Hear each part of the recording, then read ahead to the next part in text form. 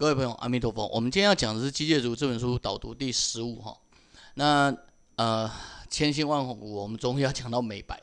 美白的部分其实很简单哈，大家一天到晚看到的是这句的哈。我们把美白这个段放在后面哈，就是说大家看到的是美白可以做去角质，所以什么果酸呐那些东西其实很流行哈。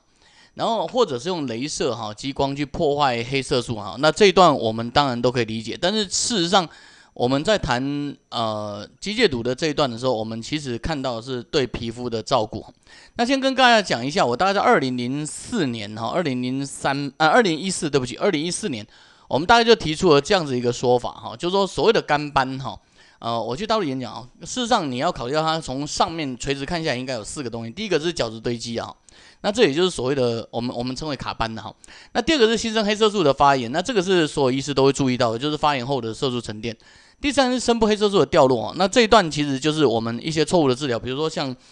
飞梭雷射哈，或者像点阵的，然后像一些微针的搓哈，然后或者让发炎的很厉害，让皮肤大量的发炎，这样都有可能造成黑色素的掉落。那第4个是血液的渗出哈，比如说像一些造成出血的东西，像早期的筋膜雷射哈，或者我们在做一些你在网络上看到一大堆人在埋线在戳针，那使得下面的血液的渗出，这些事实上都会造成问题。那如果你理解这件事的时候，你就可以理解我们在大概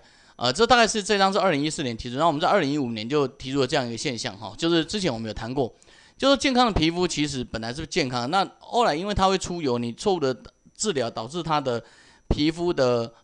小的粉刺，然后这时候你就去抑制它，那如果你继续抑制它，有些比较强悍的人会长大量的痘痘哈，然后你再抑制它，它就造成酒糟哈，酒糟我挂号就是它其实是一个皮肤的发炎哈。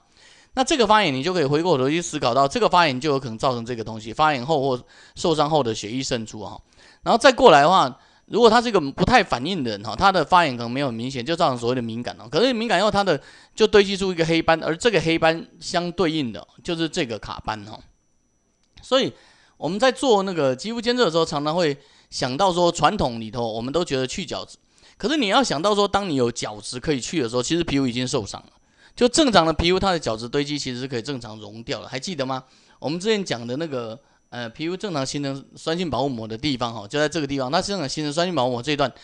段其实是没有问题的哈。那正常的皮肤是不会产生这个。那一旦你看到了角质堆积，就这些角质堆积的时候，其实它已经是有问题了哈。然后在这种有问题的东西的情况下，你去做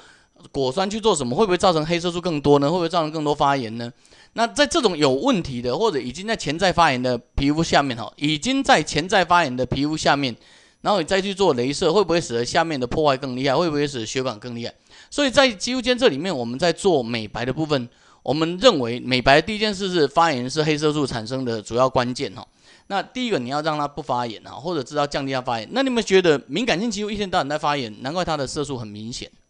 然后第二个，我们看到就是说，当这个皮肤因为堵塞而发炎的时候，它角质也会堆积。角质堆积对于一般民众来说，他不认为是角质堆积，他觉得是暗沉。那如果只有局部小小的暗沉，他就觉得这是斑。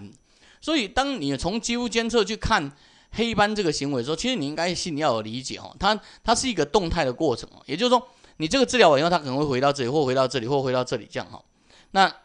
当你在看斑的时候，请你记得，它永远有4个面向，它有角质的面向，有新生黑色素的面向，它有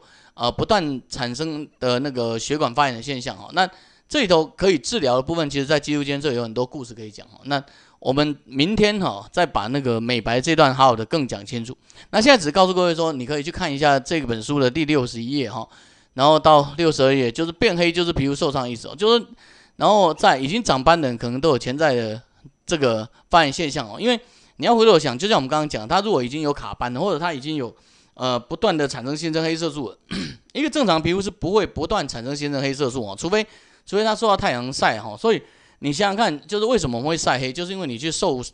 到太阳晒以后，皮肤必须保护自己嘛。所以一个没有受到刺激的皮肤，它其实不需要产生太多的新生黑色素。所以当你不断的美白的时候，你会不会产生不断的刺激，然后结果使得黑色素更明显？好，那这个也就是我们明后天还要再继续谈的问题了。那今天先讲到这里，非常感谢各位，阿弥陀佛。